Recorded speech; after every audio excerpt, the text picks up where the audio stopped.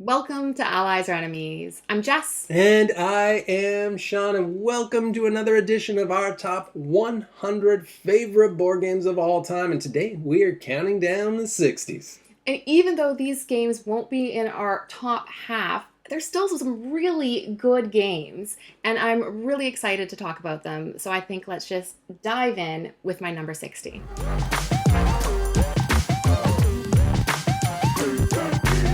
My number 60 is Next Station London, which is a flip and write game. And in Next Station London, you are building out a London underground, and you're doing 4 different routes. So to represent the 4 different routes, you get a different pencil crayon each round, and then the pencil crayon colors rotate across the players as you're able to build out the routes. And first of all, we live in London, so I think that's one of the charms of this game is being able to actually see the Thames in the area that we know.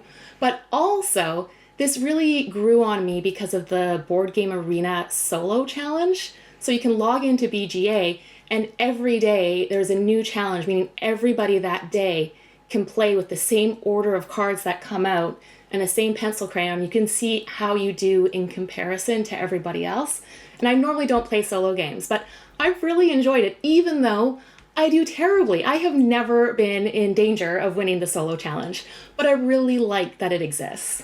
Yeah, I really like this game, and I was playing the solo thing on BGA every day for like 4 or 5 months or something. I kind of stopped now, and I moved on a bit to Next Station Tokyo, which also is great. Next Station London, I like both, and I think they're both a little bit different, and both really cool games, so worth checking out. And we haven't played Next Station Tokyo in person, and so that's why I went with Next Station London, because I do like making sure it's a game that we've played in person, because it will always feel a little bit different. And that is my number 60. My number 60 is Icky, and specifically talking about the newer second edition of Icky, because I never played the first edition at all, but the second edition that just came out last year is lovely. It's beautiful. It's got these screen printed meeples, and the card, like everything in it is just gorgeous. And Icky is this interesting game where you've got a worker who's just moving around these shops, and he only moves in one direction and just moves around in a circle. And as he visits different shops, you can trade goods to get different things. And then at the same time, you've got these workers who work in those shops, and anytime anyone interacts with them, they kind of level up until they retire, and then you get to move those to your hand. So you're building this tableau of cards, you're also getting goods, you're also building up the fire defense on the different buildings, because these are all just old wooden buildings, so if a fire starts, you're in real trouble. And I believe it's based on a town where there was a fire, or there were often fires, or I'm not entirely sure of the historical setting of Icky, but it's just gorgeous. And the gameplay itself, it's got that thing where it's a simple rule set, but there's so much depth of strategy, and everyone loves that combination. I love that combination. Yeah, because for your movement, that's part of deciding, when that's a huge decision at the beginning of your turn is how far you're going to move. And one of the key things is the more times you go around the town, then the more your people advance and are more likely to retire, which will give you bonuses. But you always want to do everything. You want to visit the tobacco shop. And yeah, you got to get tobacco for your pipes, and you got to get the different fish. Yeah, there's a lot, definitely. But I do really like that you can use other people's cards, but you are giving them a benefit because they advance. So you don't really want to, but you do have that option, which is nice. Yeah, I love games with positive player interaction, where there's player interaction, but everything that happens is good for somebody and not really bad for anybody. I always really appreciate that kind of interaction in a game, and this one does it so well. And that is my number 60. My number 59 is Tidal Blades Part 1 Heroes of the Reef. And in Tidal Blades Part 1 Heroes of the Reef, you are training to be a champion. You're competing. And how you're doing this is you get these various dice that you use to do these different tricks in front of a judge or to fight monsters. So throughout the game, you are really trying to build up your dice. So every time you bring them back, you can usually upgrade one or two of them and make them more and more specialized so that you're able to really try and make sure you succeed on those various rolls. The trick, though, is for the monsters, you do lose those dice, but it can get you like a lot of points if you're using a specialized dice. So it's tough to know like when to spend them and when to just save them to make sure you can keep using them. But I love the world. It's so beautiful. The art is fantastic. It's just really lovely. Yeah, I talked about this one on a previous list, and yeah, and I love how it all looks. It's just that oceany. It's got like this bright, fresh, oceany feel to it that just really appeals to me. The whole thing, it's like a travel video that includes kaiju, and that's my favorite kind of travel video. And it does work really well for two. You do have to have like a really, really simple third player that just covers up like some of the worker placement spots. But other than that, it's still a really good two-player game. And that is my number 59. My number 59 is Tricarion. And Tricarion it's a pretty heavy game by Mind Clash.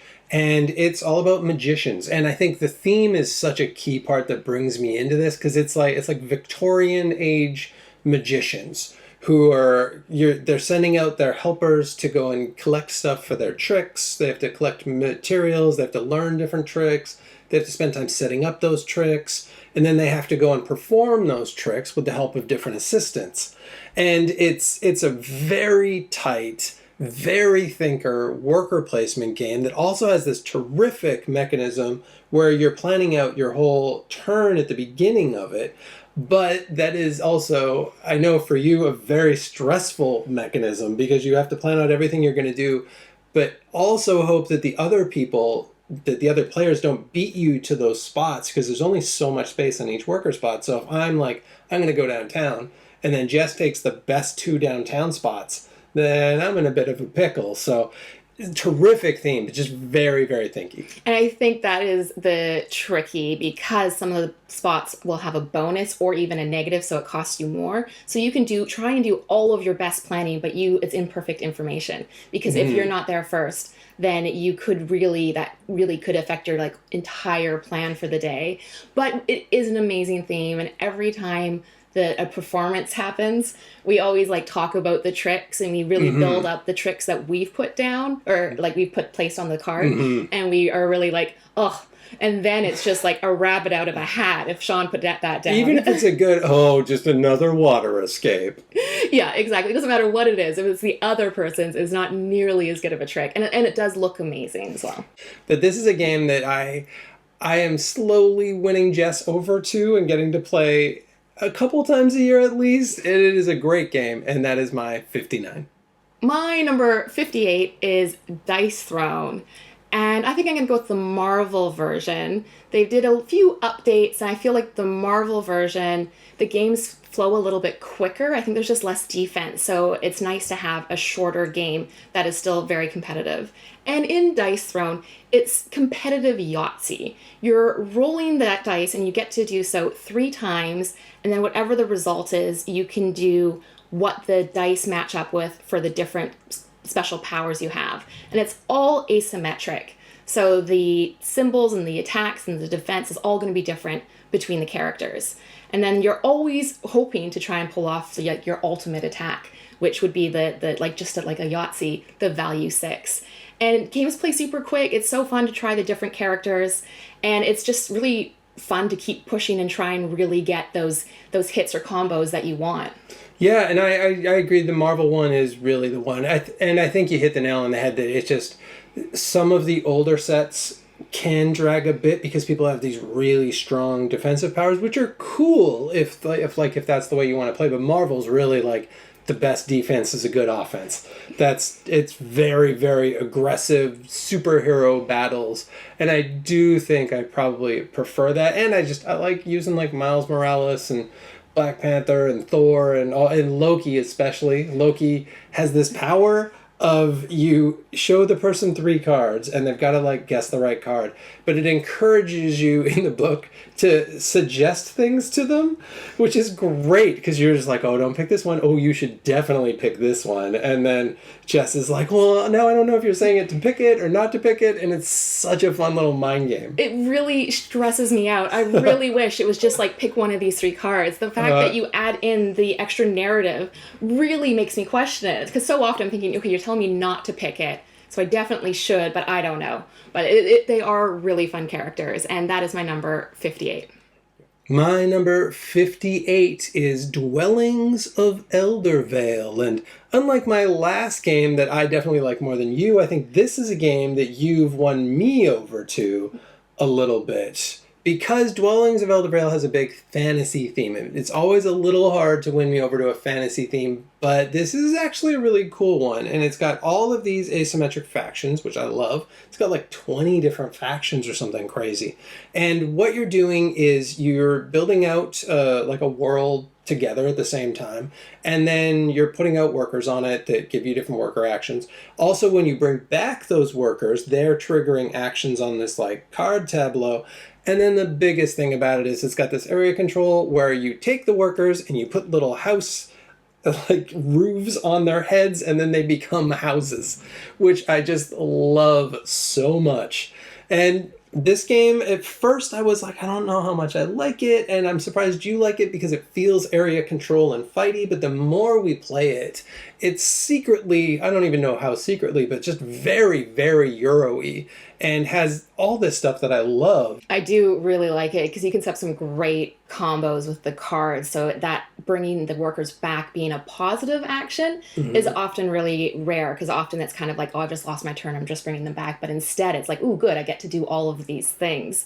But I think one of the things for the combat is it's a really interesting, super simple combat system because it's just whoever rolled highest, and it doesn't matter how many dice you're rolling. So if you're fighting me with like 4 dice and I only have 1, like I might roll a 6 and you might roll no 6s, so I can still win, which I don't know, I kind of like that. Yeah, I've heard some people complaining about that, but I agree. I actually really like it too, and I like it because it is just so simple, and everyone always has a chance, and that's kind of nice. And that is my 58. My number 57 is Revive.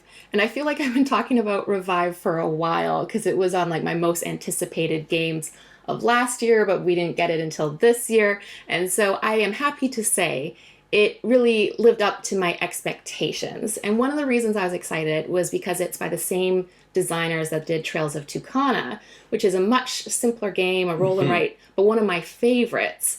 And this is a much bigger game, and you are collecting resources, and you do this often through playing cards, and you can set up some great combos as you build up those card actions along the way. But then you also are out exploring a map, so you're flipping over tiles, and you're putting down people, and you're putting down houses, and all of this lets you also build up these different tracks as you go, and those can unlock bonus actions. So I feel like it's very much like on your turn, really assessing how you can get everything you want done, and sometimes being able to find it like by just looking hard enough, like, oh, I just need like one more of this resource to be able to put this house here, and that's such a great place to put my house down. Oh, I can do this if I like take your card action, or if I manage to slide this card in here, that gives it to me. And the cool thing in this game as well is that the rest action actually feels kind of interesting, and like when you take it is so important, and sometimes it can kind of be a positive too, and so it doesn't feel as completely wasted as rest actions. Usually it feels like, oh, now I gotta do this still a little, but not nearly as much. Yeah, because you might choose to do so early to get some stronger cards back. There'd be lots of reasons. And another thing I do really like is the game really ramps up because it's triggered by how many of these like brain things you take. And it seems like no one's taking any for so long. And then as you get near the end, like somebody will take 2 or 3 on a turn, and all of a sudden the end gets triggered, which is, I love when there's this almost a surprising end. And that is my number 57. My number 57 is Carnegie, and I'm not certain that I'm saying that right, but I've said Carnegie Hall for so long now that I'm just locked in with it. So I apologize if I'm getting that wrong. But it is about famous philanthropist Andrew Carnegie. And Carnegie is a fairly new game, and it's a terrific looking game. The art's by Ian O'Toole, and it was, I thought, the most beautiful game of last year. You did not agree. It looks amazing. It's just very clean. Yeah, it's very beige and board gamey, but in the classiest possible way. And in it, you are building out this building, and you're putting different worker spaces on there, and you've got different workers in different departments within that building. And then they are going out around the United States and visiting different towns, and then you're interlinking the different towns. So there's this little bit of route building. And there's also this engine building as you send the people out. They get you different bonuses that build up. And then there's also the departments and moving people around the departments. And there's just all these terrific levels of worker placement goodness and Euro gaminess. And oh, I really like it. I think it would be higher up on my list if I had had more chances to play it. But I have loved every time I've played it. It is an amazingly designed game. The tricky is when it's the active player, they get to choose which action everybody performs. Mm-hmm. And you already have to have workers in those spots on your building to be able to do that action.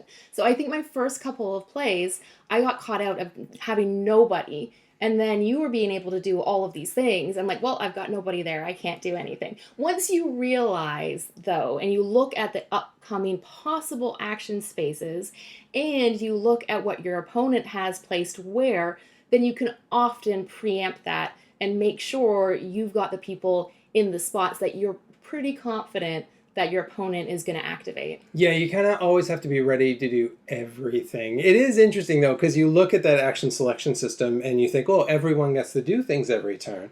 And so at first it feels like, oh, that's going to be so positive. And then you realize that you can really use that for evil. And you really look at, oh, yeah, Jess has got nobody over there. So I am 100% doing that. And yeah, I think that's the thing where it's a shared action selection that can lead to this clever meanness, and I like that part of it too. I like all the parts of this game, and it is my 57. My number 56 is Rajas of the Ganges, which is a dice placement game. And so you use the value of the dice basically for almost all the actions of where you're going. And you're constantly also trying to maintain your pool of dice because you have to spend your dice as you go. But you are really there's lots of things you can do. You can go down a river and you get bonus actions. You can spend dice for buildings and you're building out your little village and trying to connect paths. And then you get bonus actions or bonus resources when you make it to the edge. But one of the most interesting things is this is the first place that I saw the what Arc Nova used for the end game, which is when the two tracks overlap. So again, it leads to really interesting decisions of, do you try and get a lot of money and have the money kind of get to the fame or a lot of fame, or are you kind of doing both and it ends up meeting more in the middle? And I don't know, since it was the first time, I found it really fascinating. And this is Inca and Marcus Brand, and I'm generally a pretty big fan of theirs. They make a lot of games I really like. But Jess has had to win me over to this one a little, and she's won me over a bit more because there's one space in Rajas the Ganges that I am convinced is game-breakingly powerful, where you can trade in all of your goods in this one place and you just get a lot of points or coins or whatever it is from it. And so we played just no one can go to that space, and the game is so much better. I'm also really interested in the roll and write version of this because it feels a lot like a roll and write game to me that just doesn't have the writing because it has so much rolling, but I could really see it shining as a roll and write game. So I'd be very, very interested to try that version. Yeah, I hadn't thought about the roll and write before, but I would be as well because that one space did knock it down. This used to be my top 20 games. And then once it became not as fun because it was just a race to go to that one space. Really, once it became not as fun because Shawn complained about the one space every time anyone would go to it. That is true. But, I mean, like, if you house rule that or whatever you might choose to do, it's still really interesting. It's bright, it's colorful, and the end game scoring is always a bit of a surprise, and you might change your strategy. And so that is my number 56. My number 56 is Civilization: A New Dawn. I feel like we talk about this game a lot. And it's because we really like this game. I love civilization games. I love abstracted civilization games. But this version, I think, is just the absolute easiest one to bring to a table because we play through the whole game in like an hour. And it feels like a full experience, especially with the expansion. Because you're moving things around, you're sending out your little wagons to visit cities and doing trade things, and you're exploring with the expansion, you're exploring these other tiles, you're finding wonders, you're building out your cities, and you're even putting these like special neighborhoods in your cities. And it's very satisfying, but it's also this very quick race to these goals. And I forget it's a quick race to the goals, and I just get very satisfied in building my city and setting up my things and thinking, oh, I'll get to it, no problem. And then Jess is like, oh yeah, I win. So now I've realized I got to play fast, which is also, it's also fun because it pushes things so quick. Yeah, you really do have to be goal oriented, especially if you're playing with people who race towards those goals. And this is one that uses asymmetric factions, and anytime a game uses asymmetric factions, we just tend to play it more often because we want to make sure we play with all of the different factions.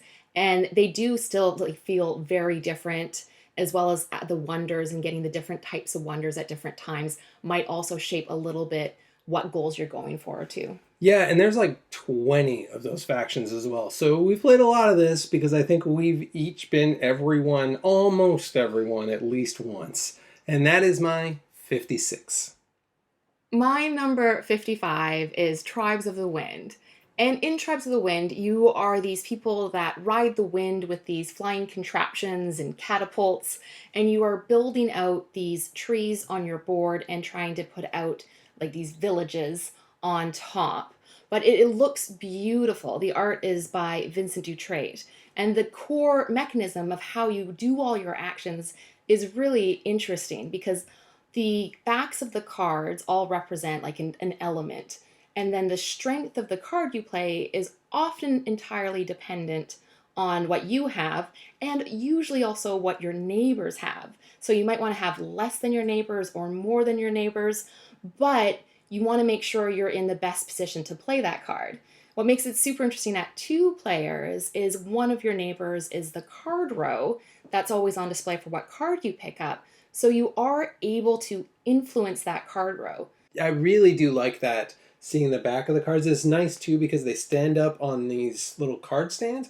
I didn't realize how much I really liked card stands. Holding cards in your hand? That's for suckers. Yeah. That's old style. Who's got time for that anymore? Card stands all the way now. And it is necessary because you do have to see the backs. And it's a race basically to who can get their 5 trees out. So it, again, speeds up and goes really quickly. And that is my number 55. My number 55 is Endless Winter. And Endless Winter is another new one. I've got a few new ones on my list here. But Endless Winter it's another game. I feel like I've already had like 3 of these that have all of these awesome different Euro-y systems that are smushed together in a really interesting way. But this is, I feel like, the most systems that are smushed together in this interesting way.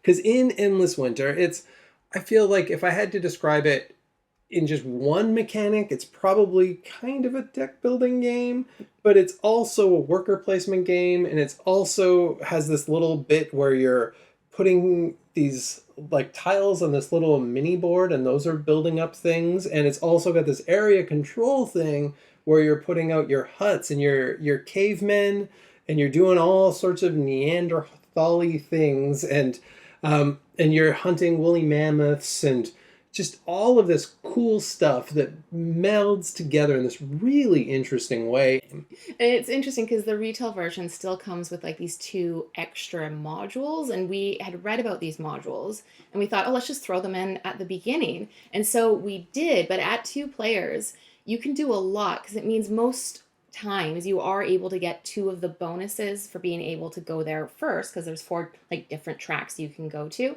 And so by getting so much, you don't need the extra modules that get you even more because like you were like doing everything. And it was almost like, this is too much. I want it to be a little bit tighter, and just getting rid of those solved that. Yeah, I think those modules are terrific if you're playing with 4 or 5 players.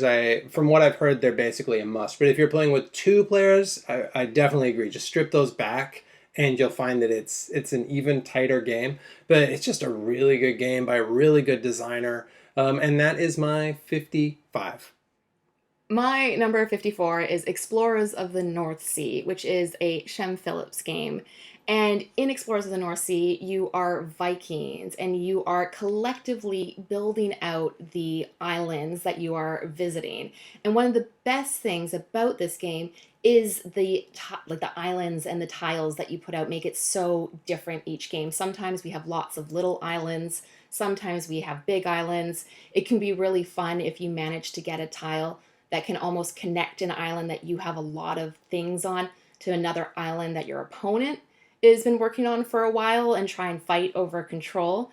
And it has some wonderful animal meeples. And I love that you have to have like a Viking in the boat and a Viking with the animal to like herd the animal into your Viking boat and like take it on shore and drop it off. Putting those animals in the boat is like one of the best parts. Yeah, the image of like a Viking and then like a chicken and a cow and a horse all on this weird tiny little boat that are all like hanging their heads over the side is really great. And I love anything where you're making a big map. I think it comes from my love of Carcassonne, but anytime I'm making a big, beautiful map on the table, and this does it really well. It really does, and it can feel so different depending on how that map builds out. And that is my number 54. My number 54 is Cartographers. And Cartographers is just a terrific flip and write game where you're building out a map, which is something I like doing.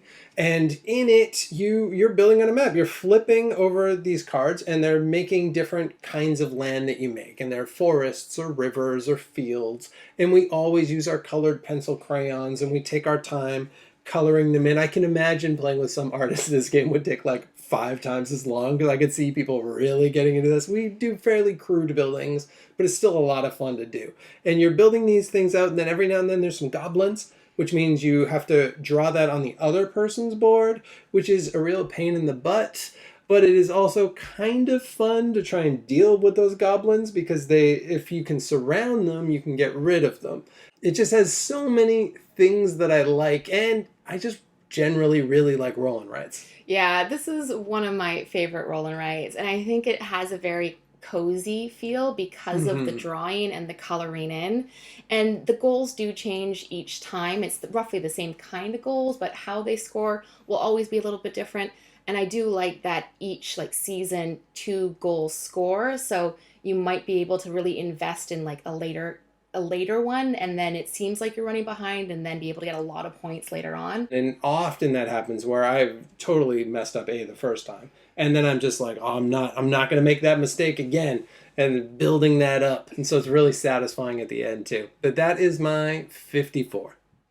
My number 53 is The Crew, specifically Mission Deep Sea. So this is a cooperative trick-taking game, and there are always various goals that you're working towards, and you have to assign them to the different people, and you have to try and do those goals. So it'll be something like win a green 7. And it might seem really straightforward, but you're not allowed to communicate. So you can't be like, oh, I've got the green 7, so let me win this. And it can be so frustrating. We've had so many times when we realize like a turn too late, like it just moved on to somebody else, and you're like, no, I realized my mistake and there's no way we can win this game.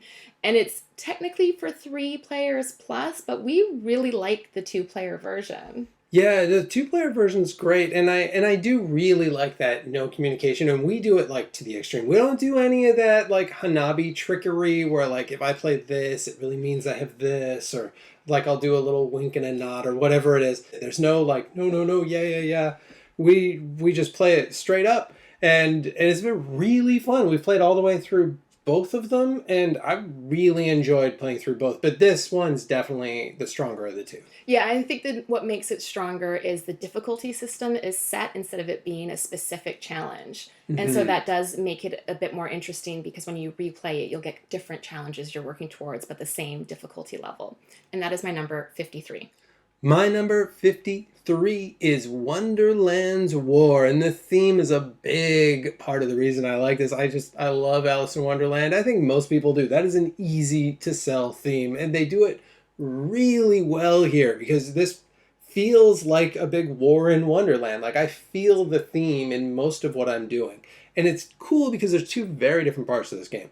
First of all, you're at this Mad Tea Party, which is really just a card drafting system, but an interesting card drafting system where you're moving around, you're picking up cards as you go. But if you go fast around it, you have to roll this madness dice, which gives you madness, which is, of course, bad.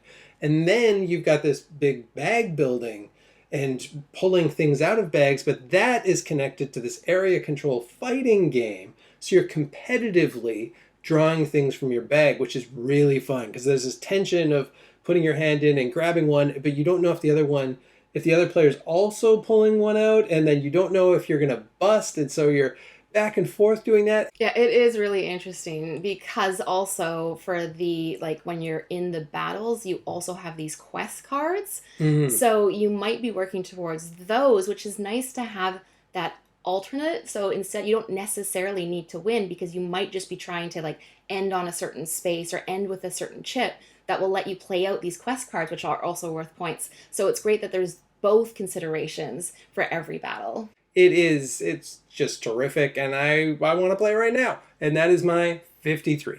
My number 52 is Istanbul. And in Istanbul, you are visiting various markets and you have different assistants that you are dropping off. And I love the assistants that you drop off creating the route that you're going around and visiting because you really don't want to run out of assistance. So the best thing you can do is to try and plan it out so when you're dropping people off, you have enough spaces of movement and assistance left to come back and pick them up. So you can sometimes get a nice system going where you're going to go over here to get money and then go over here to get resources and then spend that money. And you can almost do that a few times, which works really well. And while you're doing this, you're all trying to compete for these different jewels. And once the first jewel is gone, the next ones from that space are always harder and harder to get.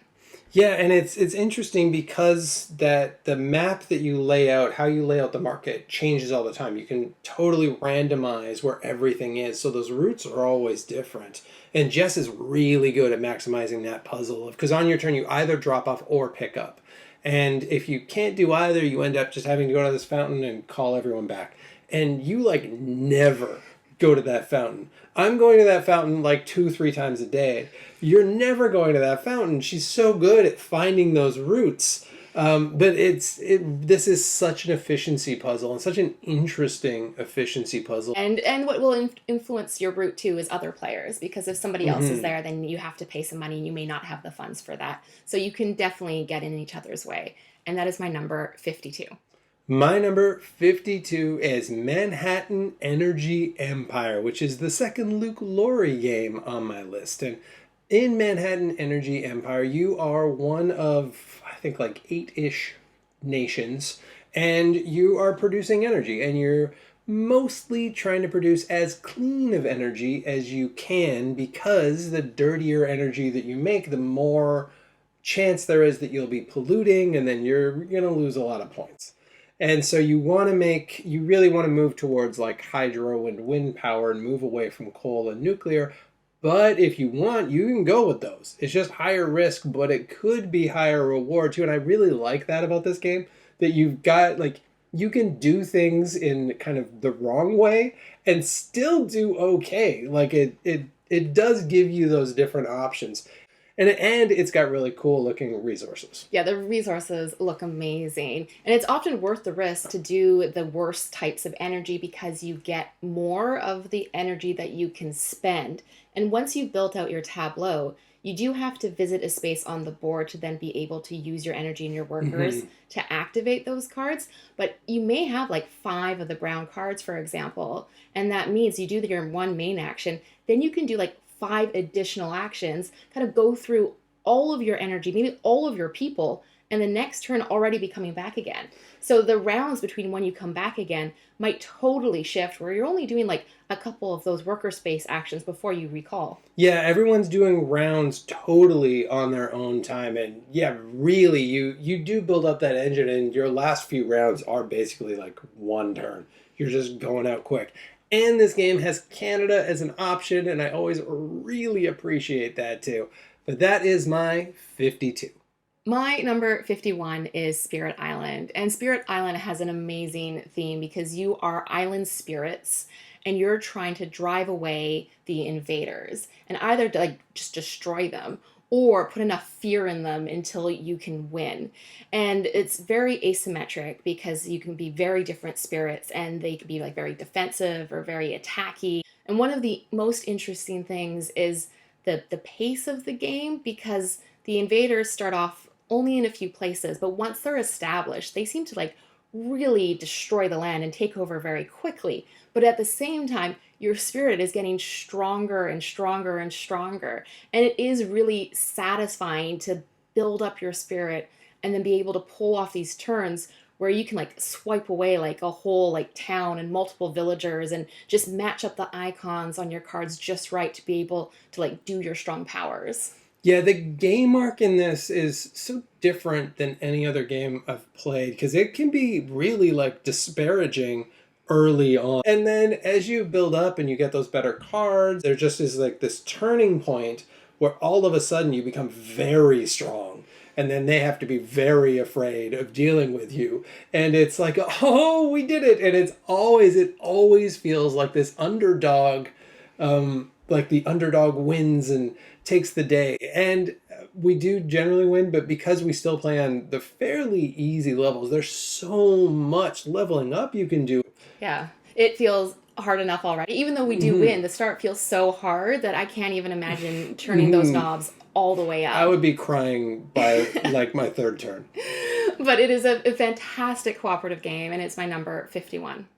My number 51 is Camel Up. And I feel like I've had a lot of heavier games on my list this time, but this is just a super fun, light, family friendly. Like this is one of the ones that I would play this with anyone. I would take this out with anyone because it's just so silly. You are betting on camels. No one owns the camels. They're just running their own race. You're betting on the camels, and then you're playing these cards for who's going to come first or who's going to come last. But you have no control over what the camels are going to do. You're just hoping for the best. And it's just so silly and it's so fun. And there's backwards camels and the camels stand on each other. And it's one of the most fun, silliest betting games that there is. And the production, especially in the second edition, looks really great too. Yeah, and then they might end up on a crazy camel where they have to go backwards, and that will totally shift things. And it's interesting because you can always just like put a dice out and move a camel, but then that will give the next person some more information. So it might be that you are all really putting a lot of bets on the current round and the end game before really bringing out all of those dice and actually moving them because you don't want to be the person that's like, well, right now none of us know. So I don't want to let you know even more than I know. Yeah, it is. It's kind of like this little game of chicken of like, do I want to make a bad bet or do I want to give up information? I don't know which one I want to do. And all of the choices are interesting, but they're super quick. It just moves at lightning speed, which is good for this kind of silly game. And that is my 51.